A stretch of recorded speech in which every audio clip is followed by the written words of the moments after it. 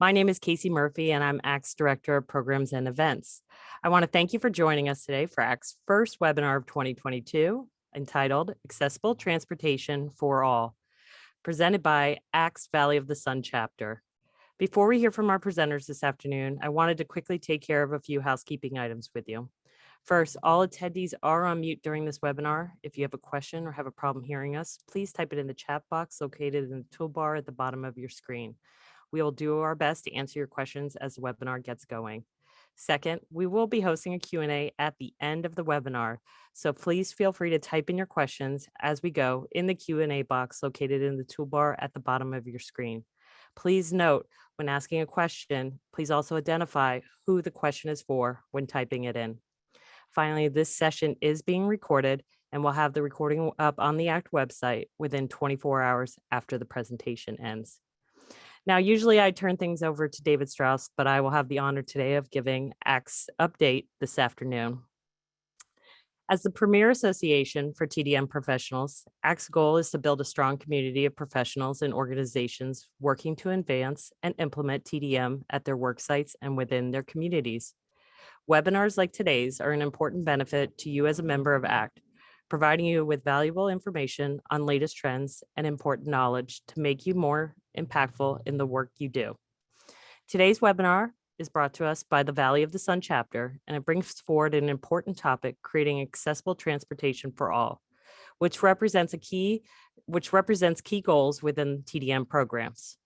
Access to any form of transportation is one of the biggest hurdles for people with disabilities or for individuals living in an underserved community.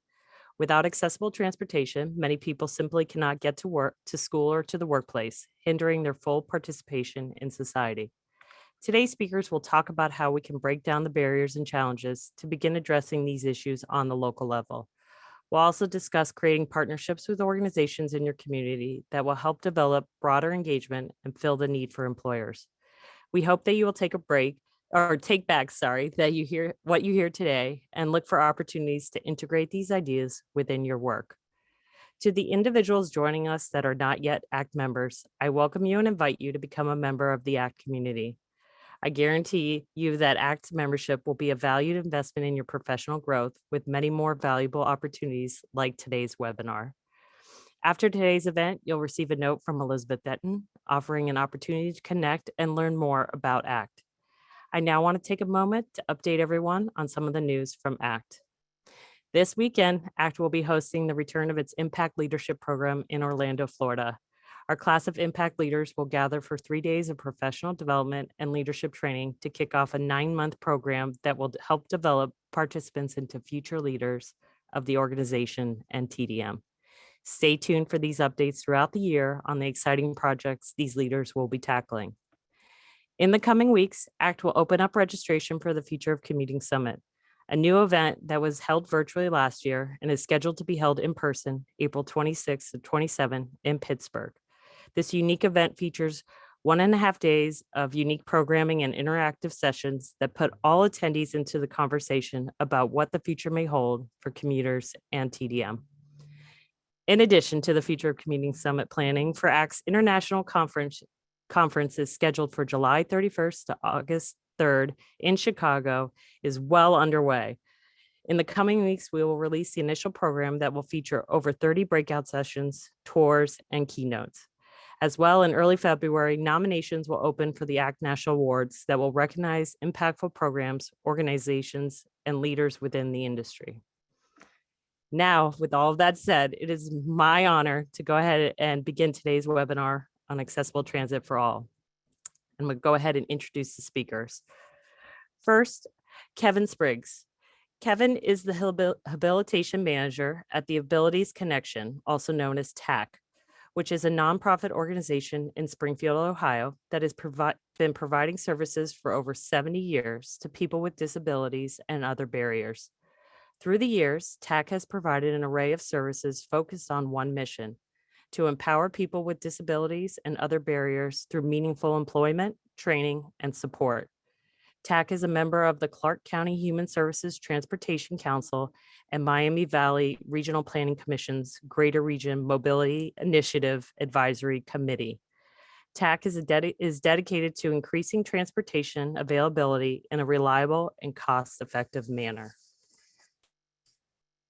Serena Anderson is a transportation coordination planner at the Miami Valley Regional Planning Commission. At MVRPC is the Metropolitan Planning Organization for the Dayton, Ohio region, and Serena is responsible for managing a federal grant, the enhanced mobility of seniors and individuals with disabilities, and for convening a Human Services Transportation Council, HSTC. The HSTC represents transportation operators, funders, providers, and advocates who work together to fill in gaps in transportation services. Serena has many years in developing strategic plans and advocating for individual rights. In her past role as a campus planner at Ohio University, she led the development of the ADA Transition Plan and the Parking Master Plan. In addition, she has led a number of national road safety campaigns in the Republic of Georgia during her time in the Peace Corps. And finally, I'd like to introduce Ron Brooks. Ron Brooks is a graduate of Indiana University, a 20-year veteran of the accessible transit and paratransit industry, and a champion for transportation and mobility products and services that are accessible to everyone. In 2020, Ron founded Accessible Avenue in order to assist the mobility services industry with consulting and training services focused on designing, developing, and delivering mobility-related products and services that are accessible to everyone. Ron attributes his passion for accessible mobility to his lived experience as a person who is blind and to his love of transportation. Says Ron, when we are trying to solve a mobility challenge, I am able to utilize my professional experience, but the things that really help me to work hard and have empathy are my experiences and those of disabled friends and family members, many of whom depend on these types of services for virtually every trip they make. Being able to directly experience the positive impacts we can have on the lives of people who need us is truly powerful. Ron, feel free to take it away. Can you hear me? Yes. Awesome. Okay, good. Thank you, Casey, and thanks for the introduction. And I'm really excited to be here. ACT is a new space for me. I joined the association last year, and I'm loving the opportunity to talk to people about accessibility in this space. In my introduction, and you actually gave me credit for 8 fewer years, and I'm really thankful for that because it makes me younger. I've had 28 years in transit, and transit has spent a lot of time and billions working on accessibility for people with disabilities. And if you look at transit in most communities, it's pretty accessible. The buses are accessible, the trains are accessible where they have them, the stations, stops are generally pretty accessible. And yet people with disabilities say that the ability to get around in their communities is the biggest barrier that they face to equal participation. And we know in transportation that the reason for that is because it's not the system that itself that is the challenge, although the system has lots of issues. It's getting to and from, it's getting through the pedestrian environment, it's getting around in the first, it could be the first and last mile, it could be the first and last 10 feet. So that, I'm excited because that's where active transportation, which is kind of my focus today, that's what active transportation is focused on. It's focused on neighborhoods, it's focused on streets, sidewalks, trails, the ability to make those short trips that are so important. And so I'm really excited to have this conversation. I want to say up front before I even start that I do not know a ton about active transportation. It's a new space for me. I'm learning. And as I developed this presentation, I started with talking to the disability community. I'm very involved with the community. So I asked them, what are your experiences? And so a lot of the feedback in this presentation is based on perceptions that the community has about active transportation, about things like bikes and scooters and bike trails and pedestrian walkways and all those things that y'all work so hard to create.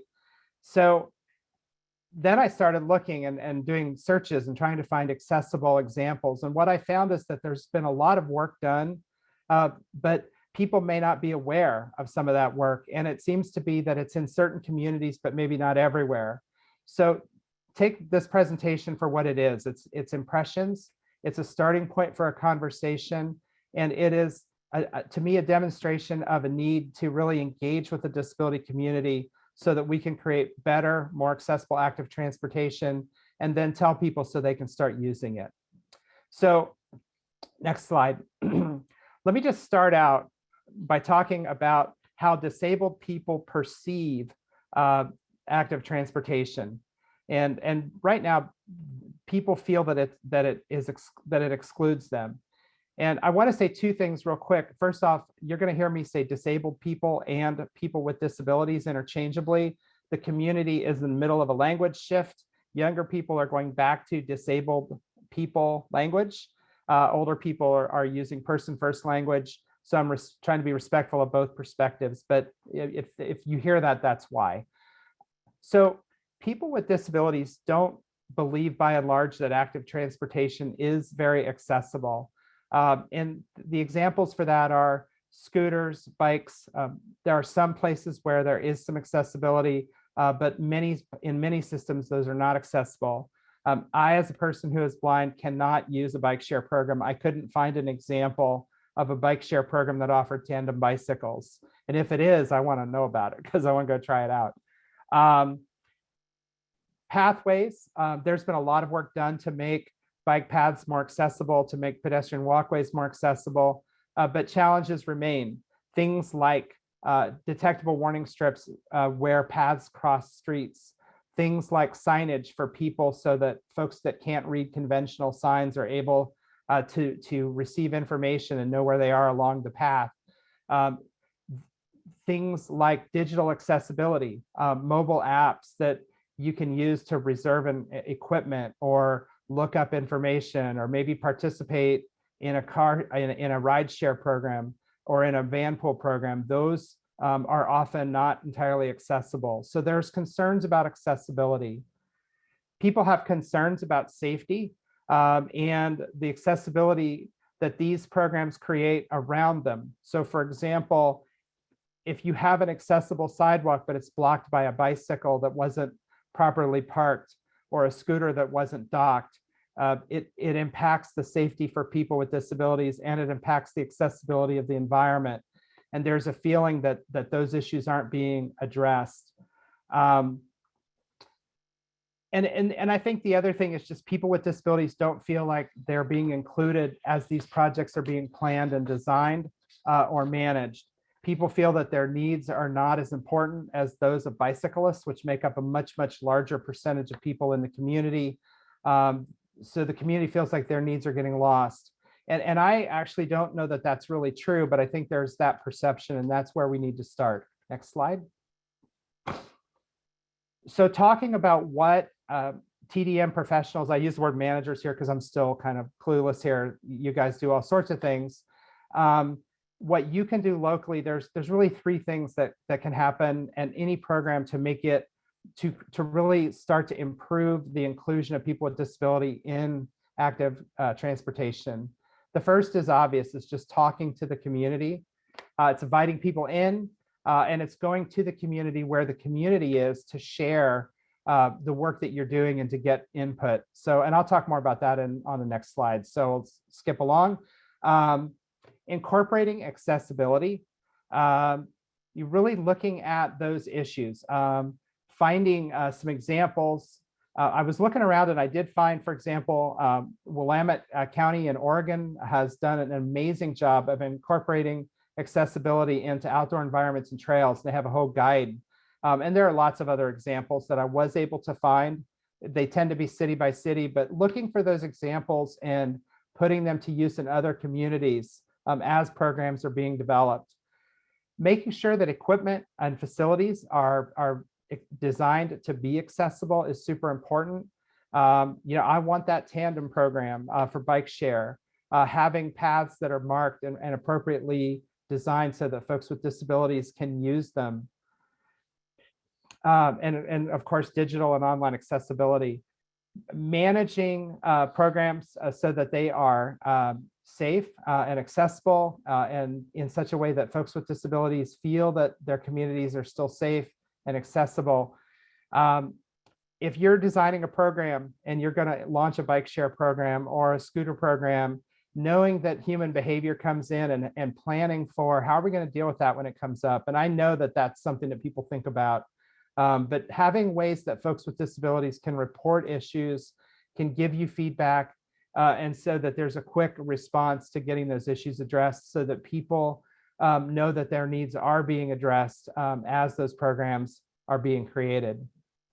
Next slide. So I want to just kind of wrap up and talk around engaging the disability community in your efforts at the local level. And I know that the other presenters are going to dive deeper into this. First off is really just having the community represented on advisory committees and boards. There are lots and lots of bike and pedestrian advisory committees.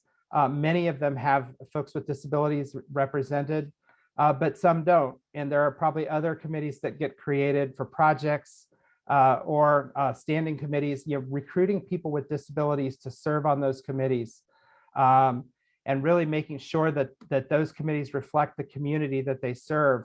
And remember that part of that community are the people who either don't use them or cannot use them. You probably will never see me renting a scooter, and if you do, you should probably go to a different sidewalk.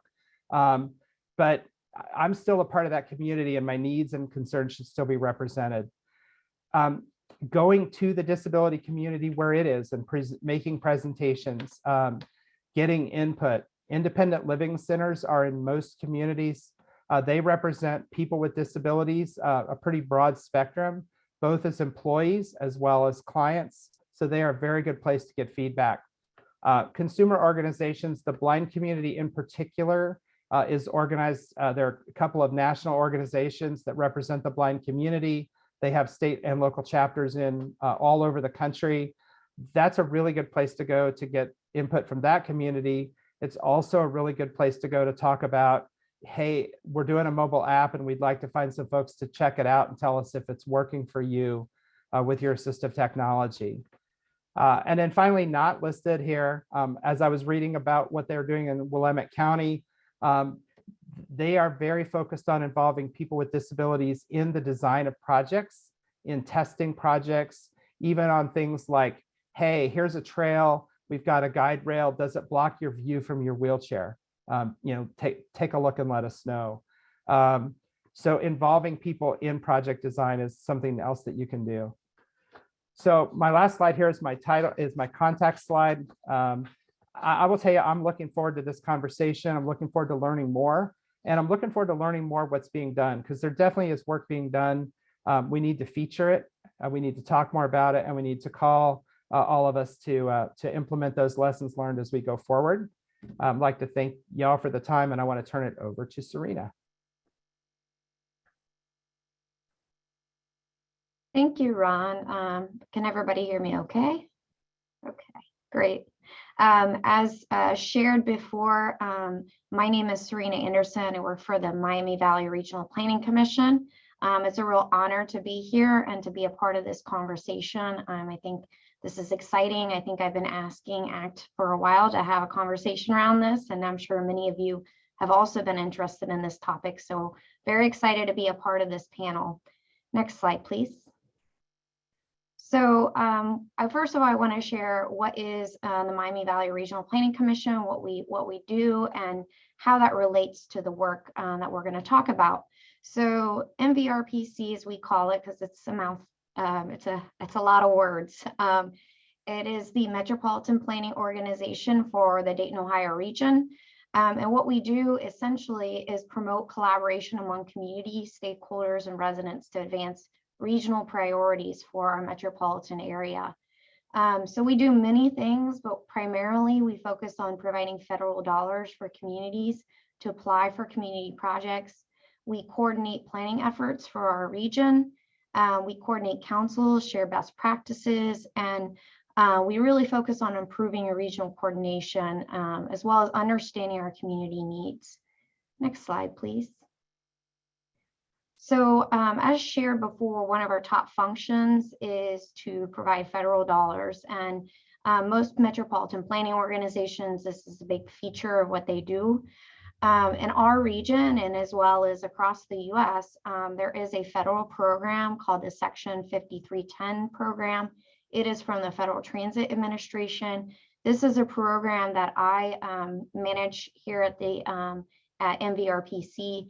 And what this program is designed to do is to improve mobility for seniors and individuals with disabilities throughout the country by removing barriers to transportation services and expanding the transportation mobility options available.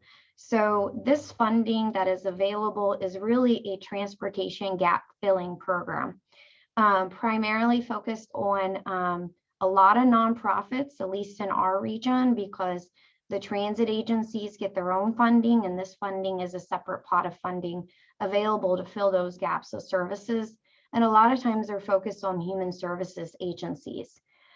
This funding is available to provide services for vehicles, preventative maintenance, mobility management, which I'll describe a little bit later what that means, as well as pedestrian infrastructure and operational costs to fill those gaps of services specifically for individuals with disabilities and older adults.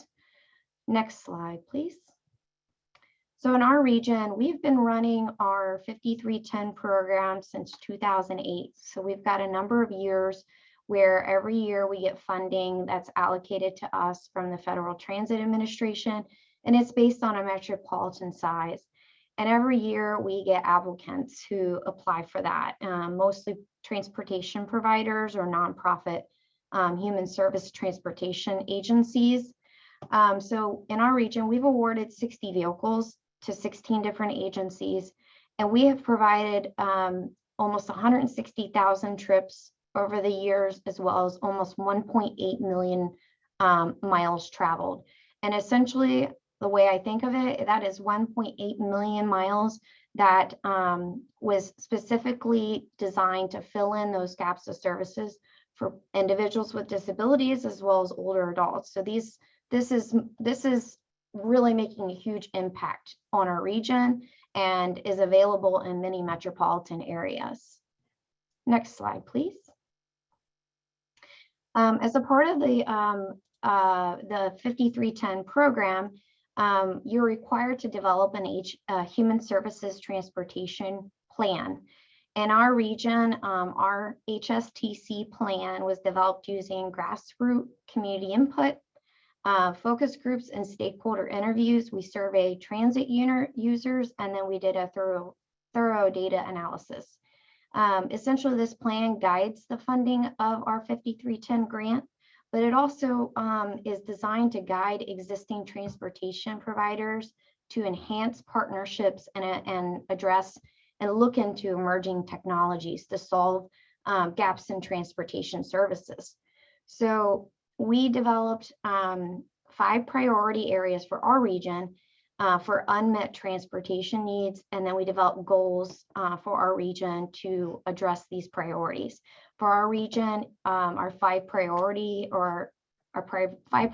areas that were used to address these gaps in services was improving access to those services, improving access to healthcare treatment and recovery, because in our region that is a critical priority, enhancing transportation options for older adults and individuals with disabilities, promote capacity sharing and information sharing, and improving access to employment. So those were our top priority areas, and we developed goals and strategies to address them. Next slide, please. Another benefit to having a regional plan and a council is that we were able to really kind of dig into what options do we even have in our area.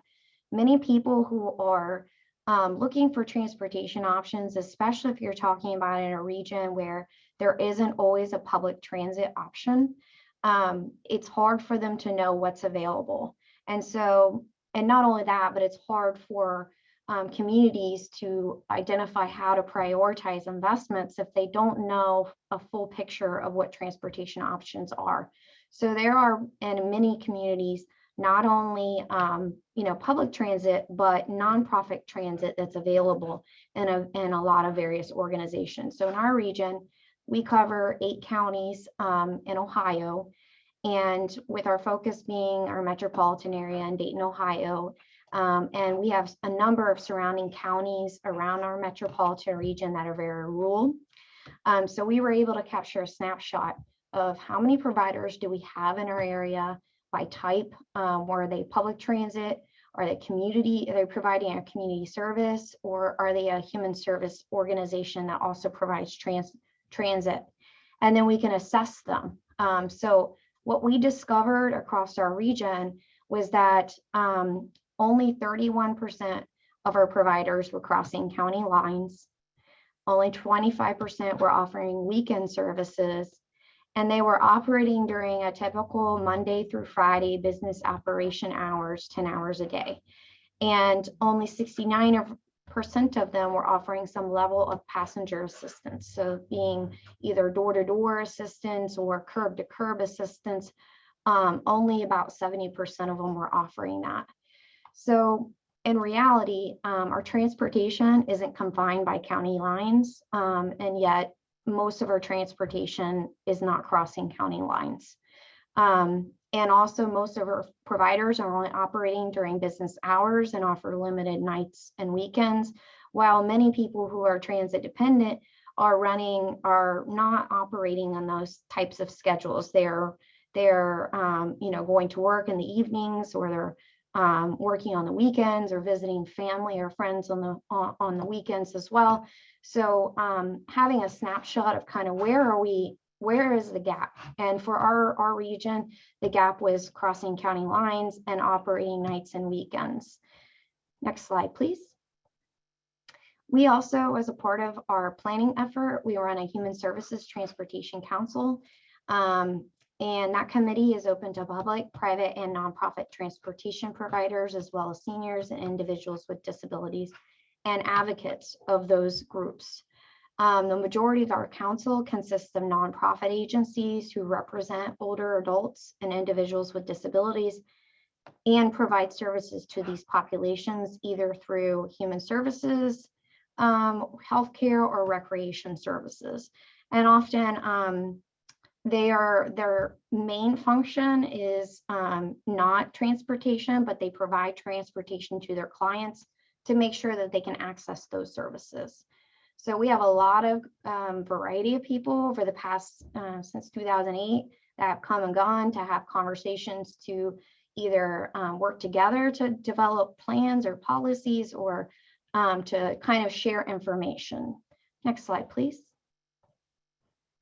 So what we found from our council over the years is that the key aspect of all of this that we're doing, all this planning that we're doing for our region, is those partnerships. And I wanted to highlight what we've learned from our experience, why partnerships are beneficial. So there are kind of 3 areas that I think are critical for partnerships and why they're beneficial. So coordination, engagement, and customer need. So under coordination, critical piece is reducing duplications of services. So we're being better stewards of our funding, so that we're not, we don't have multiple agencies who are running the same routes or doing the same thing. And as well as filling in those gaps in services where people either lack services or they're not filling in the full need. Leveraging limited funding among individual providers. So many of our providers, as I shared before, they're nonprofits and they have very sharp margins. And so, or they're an organization who needs to provide transportation to their clients because their clients either are transportation dependent or need that transportation access. And so working together, individual providers are able to leverage that limited funding that's available. Working beyond boundaries, as shared before in our region, We found that many of our providers, and probably true across the whole country, many of our providers are confined by boundaries, city limits, county limits, and all of our people who actually ride transit or need transportation options, they're not driving within those boundaries. So working beyond those boundaries is critical. Developing plans, strategies, and projects to solve complex needs, sometimes working together and not sometimes always working together, solving these complex needs is what we found to be the most beneficial. Engagement. So we share best practices and resources. We share any kind of changes in policy from state and federal and local level. So anything that we're discovering that we're finding to be successful or helpful, we're able to share that when we build those partnerships. And then customer need. I think this is the most beneficial piece. A lot of times providers are really focused on their needs. So operationally, we are focused on certain areas, or we are lacking something. And when in reality, it is the customer who needs that ride. And so when we work together to improve coordination and increase and enhance options, we are ensuring that those non-drivers are better able to access things. And then increase mobility management options for customers. As I had shared before, mobility management is a model that's used across the country. In our state, we have different counties. Each county has a mobility manager, and essentially what they do is they help customers figure out what are their options. Especially in counties where there's lacking public transit, having mobility management is critical. So building partnerships helps improve that mobility management, improves those options for those customers. Next slide, please. And then lastly, I wanted to share examples of critical partnerships in our region that we found to be very successful, especially in recent time. We across the nation are experiencing driver shortages, as well as vehicle production shortages, as well as parts. So you're talking about compounding things. We have a critical crisis that's happening for the customer, where they not only are the trips not being filled because there isn't a driver to run them, but the vehicles that are replacing are vehicles that are going, that are no longer in their useful life, are not being replaced at the same timeline. So what we found is an example is vehicle sharing, filling in services during a time of driver shortages. We had a transit provider in our region that could not fill drivers. We knew as an MPO, as a part of our partnership, that we had some nonprofit providers who have vehicles sitting for long periods of time because their operations are being impacted by COVID. So what we found is that these two groups, they built a partnership where those nonprofit agencies could come in and provide transportation to those public transit agencies to fill in kind of that gap, better utilizing vehicles that may sit. So we want to be a good steward of our equipment. We want to make sure that we don't have vehicles sitting for long periods of time. So vehicle sharing is critical for that.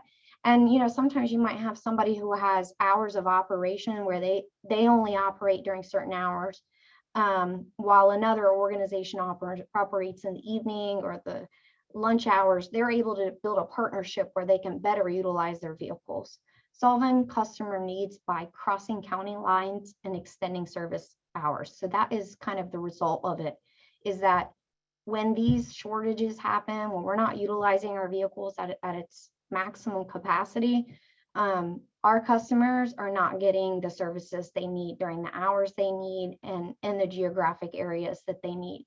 So having opportunities to share vehicles, share resources helps solve those problems.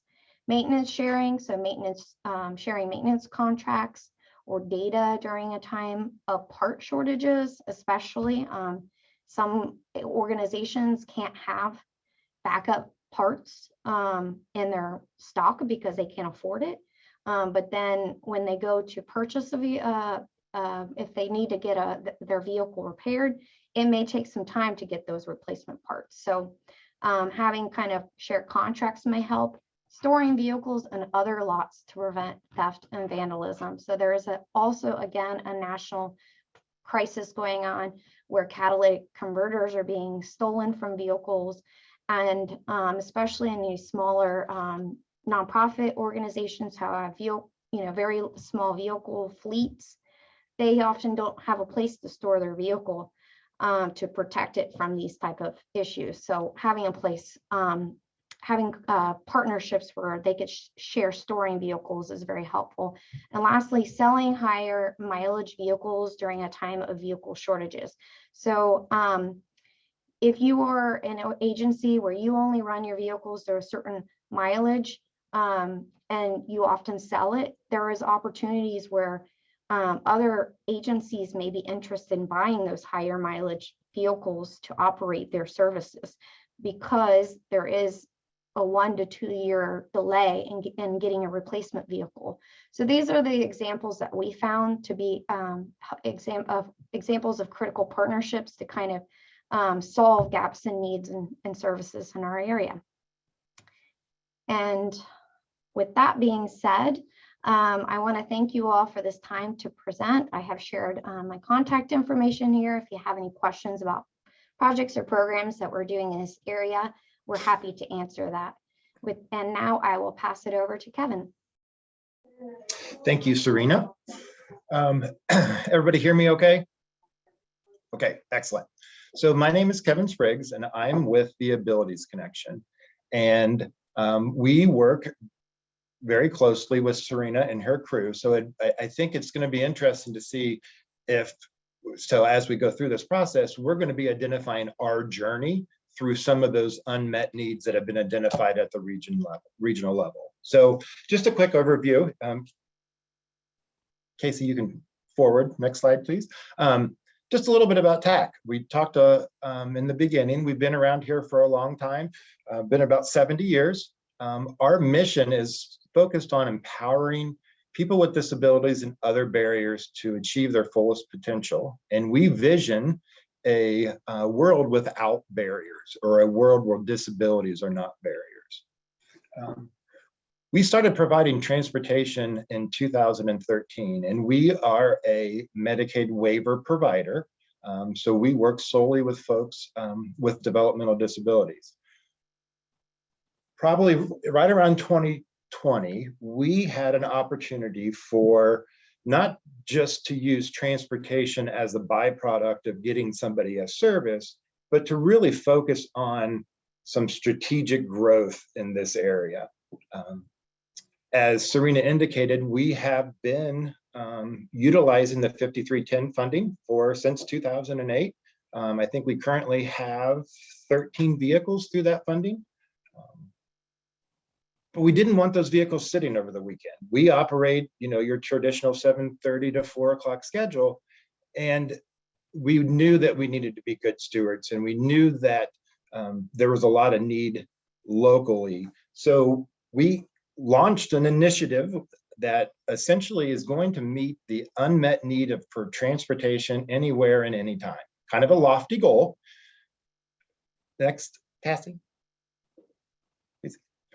So the challenge right now, we have a long history of providing training, resources, and supports with people with disabilities. And as Serena indicated, what we found as we start trying to find folks jobs is that entry-level positions were nights and weekends. They were the second shifts. They were the undesirable hours. We could transport anybody locally anywhere they wanted to go, Monday through Friday, 7:30 to 3 o'clock. Our local public transportation had some confines too, only operates Monday through Friday, not on the weekends, and up until 6:40 p.m. So clearly there was a big need for affordable and reliable transportation network, or transportation options. So our tipping point, what we coined it as a mission moment. We had Chad, who kind of followed through everything that we asked somebody to do. He started out at our facility-based services, went into our group employment, showing those progressions, adding those skills, and then he landed a job at a bakery that started at 2 a.m. to 8 a.m. And we absolutely were just perplexed because, again, we could transport anybody anywhere, but we had to have, Chad did what he needed to do. So we were not going to let Chad down. So at that point in time, we kind of knew that we had to shift gears. And again, a lot of studies out there that reaffirm the unmet need. It was time for action. Next, please. So our roadmap. We mentioned that it was started off by a mission moment. We know that going forward, we were going to have imperfect progress. There was no way in the world that we could tackle the concept of transportation at our local level without having everything in place. So we knew that we just needed to go. And the nice part about it is we were able to learn from those mistakes. One of the biggest things that we wanted to do was kind of validate the demand. We knew that there was an issue, but we didn't really have a good understanding of what it was at the local level. We reverted back to Serena and the group of the regional and those themes that we're building, but we wanted to see what it was like kind of in the streets, so to speak. We found out that the demand was huge. There was absolutely no way that we could meet everyone's transportation need. We wanted to focus on employment. We had been focusing on employment, but we had to draw the line where were we going to do groceries? Were we going to do doctor's appointments? Were we going to do childcare? Any of those types of things. So we kind of narrowed it down. We had been providing employment. We added medical, and then we also added education. And those are the three main pillars to a community. As a vibrant community would be employment, education, and of course, healthcare. Our next big concern was our cost structure. Transportation is not cheap. There are a variety of different fundings out there, but if those funding sources were connecting to those folks that needed transportation, then we wouldn't have a transportation shortage. So we knew that we were going to need to look at, we were used to billing per trip. We started looking at our daily costs. We started looking at our cost per hour. We currently use all three of those different formulas for a fee schedule for our different partnerships. Next, please.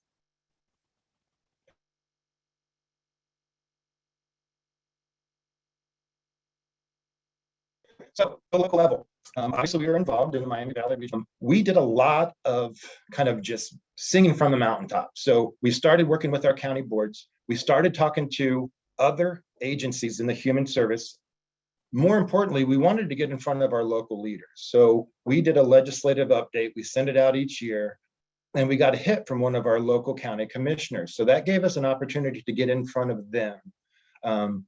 We also spent a lot of time just talking to, we're a vocational provider. So we have a lot of different vendors and contracts that we do internally. Started having conversations with them, started talking to our board, started talking to leadership, to our staff, really just kind of getting an understanding of who we could work with and how we could get this possibly done.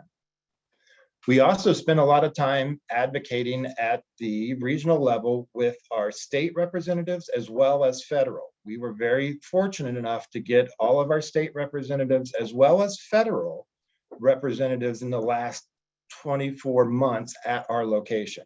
So a lot of the visits weren't necessarily designed around transportation, but you know that we took the opportunity to introduce it, to get it on their radar. And lastly, as far as collaboration, we have a contract with the federal government through Source America, and we manufacture and repair cargo nets for the United States Air Force. So we are attached to Source America and Access. Access is a lobbying group in DC that's supporting folks with disabilities and employment initiatives. The Department of Labor introduced a project called NEON, and it stands for the National Expansion of Employment Opportunities.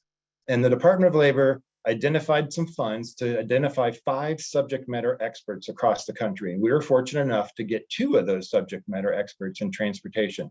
So it really gave us an opportunity, as we're looking at this collaboration at the local and the regional level, it also gave us an opportunity to take a big look at 30,000 feet and kind of go through, because again, one of the biggest challenges is going to be funding.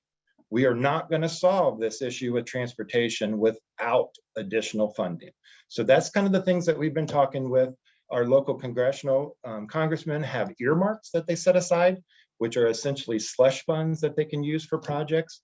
So we have a lot of irons in the fire with a lot of different agencies, and certainly all of supporting what we're doing. Next, please. So success. So in January, we started kind of launching this whole new initiative. We found out that we had employees here that were struggling getting to and from services. So we now are transporting 8 of our employees to and from work on a daily basis. We also launched a pilot project with a local manufacturer.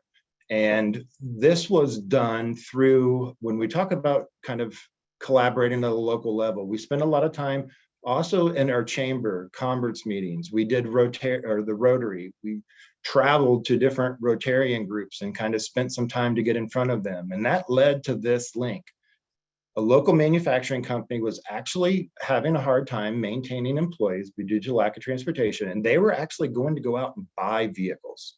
So it was perfect timing for us. So fast forward, beginning of January, we are now transporting 19 folks, so their employees, to and from on first and second shift, Monday through Saturday. The intent of this is truly just a process or a pilot. We are working through our cost structures. We're working through the impact of attendance, retention, all that kind of good stuff. So hopefully we'll have a lot more information to come. Another opportunity that we tapped into, and that kind of landed us into our medicals, we have a large local nonprofit that focuses on underserved our community locally. They're averaging 14,000 missed appointments a year solely due to transportation. So they in turn were also looking at how they were going to tackle this transportation issue.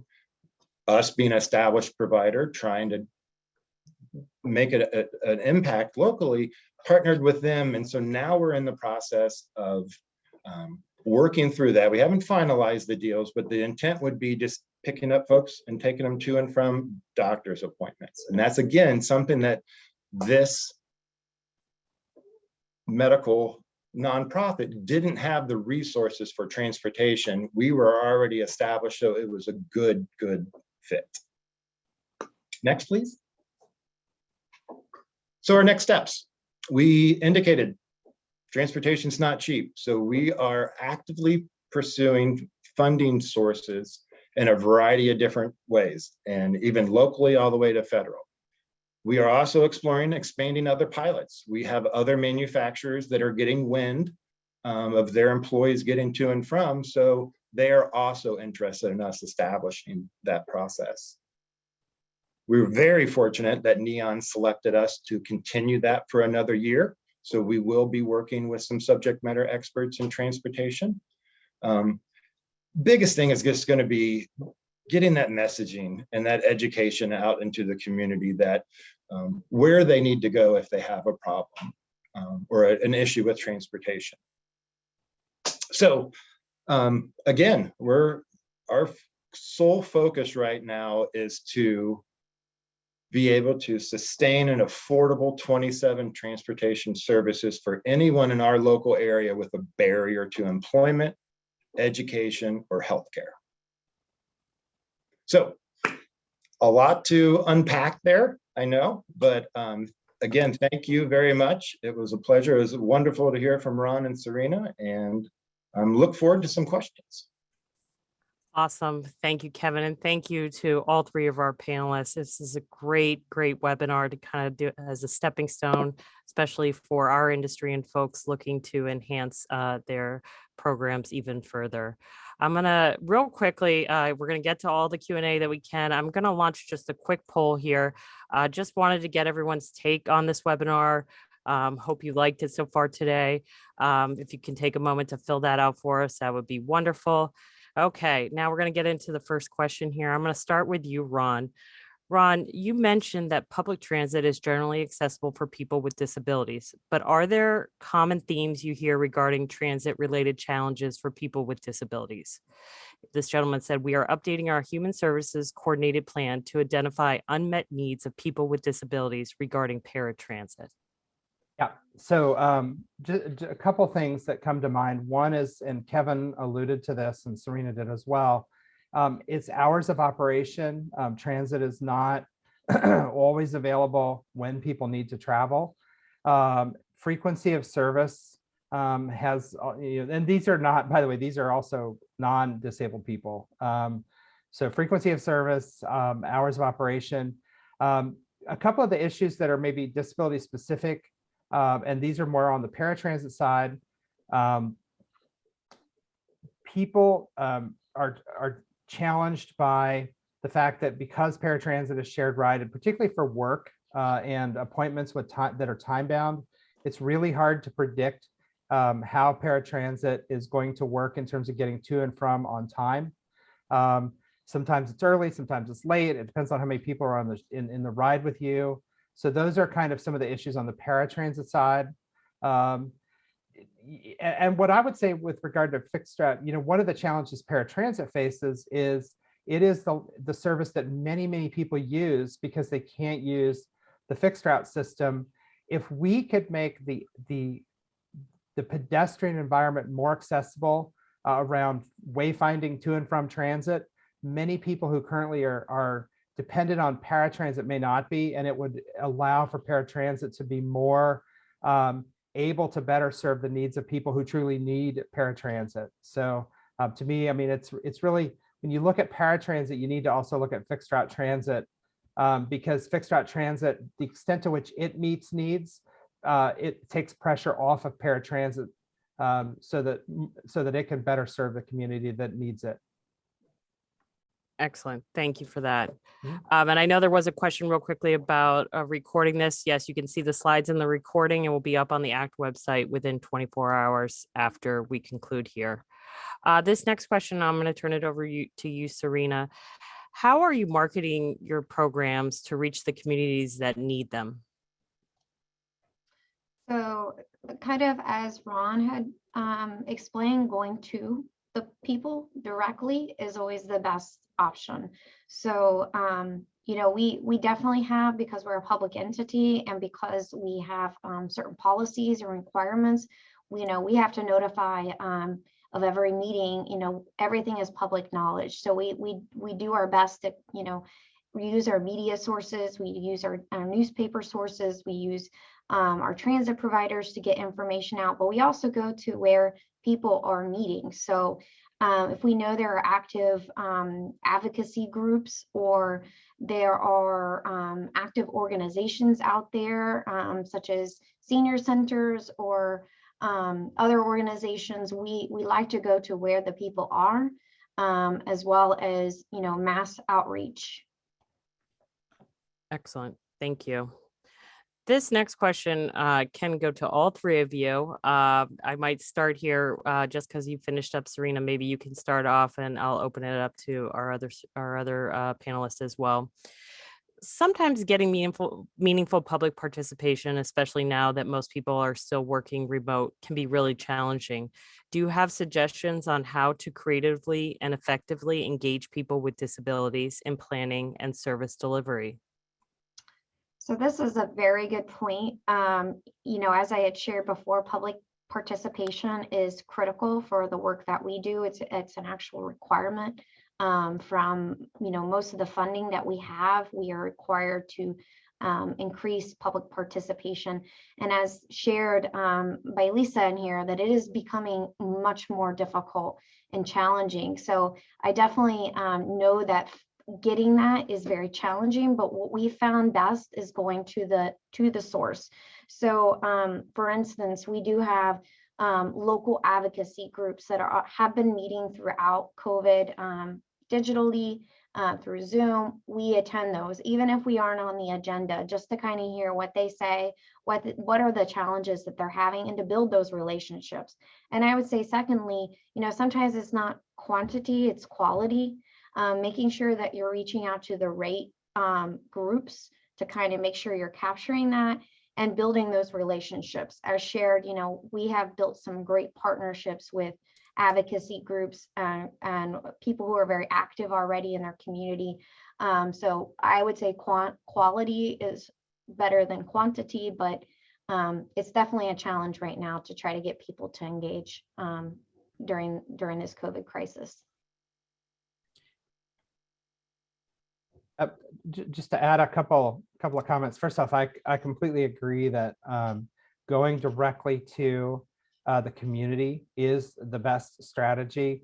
I think during COVID, a lot of course, just like everybody else, organizations are meeting virtually. They're using Zoom. Couple of things to keep in mind is when you are hosting events virtually, is really good using social media that the community uses. The community is on Facebook, although the younger disability community is starting to get more involved in TikTok and Instagram. No surprise, just like my teenagers. But one of the things that to watch out for is also just digital accessibility. Because so much is being done virtually, there are a number of meeting platforms that are being used by agencies that are not digitally accessible for people with disabilities using assistive technology. When you create a survey instrument, making sure it's accessible for people that use assistive technology. I mean, it's great if you get invited. I'm actually, it's funny. I'm in a group right now, and there's a person in that group who's complaining because they want to register for a community event that's being sponsored by a federal agency that's they're under requirements of law to have accessible meetings, but they're using a non-accessible meeting platform. This person can't even register to attend. So part of it is just going to the community. Part of it is making sure that the tools you're using are in fact accessible to the community.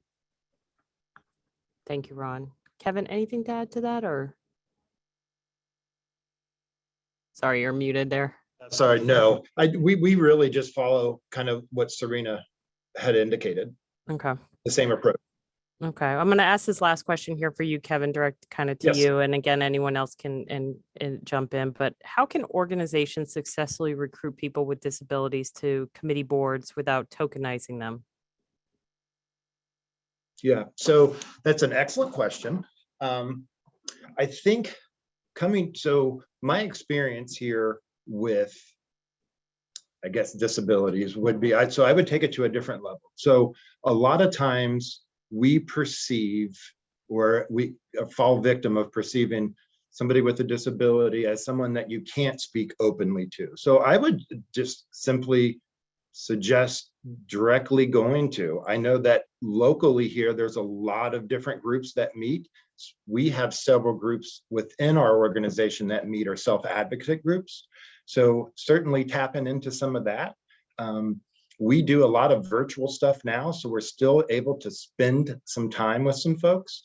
So just kind of encouraging them to truly get involved to the best that they possibly can. Okay.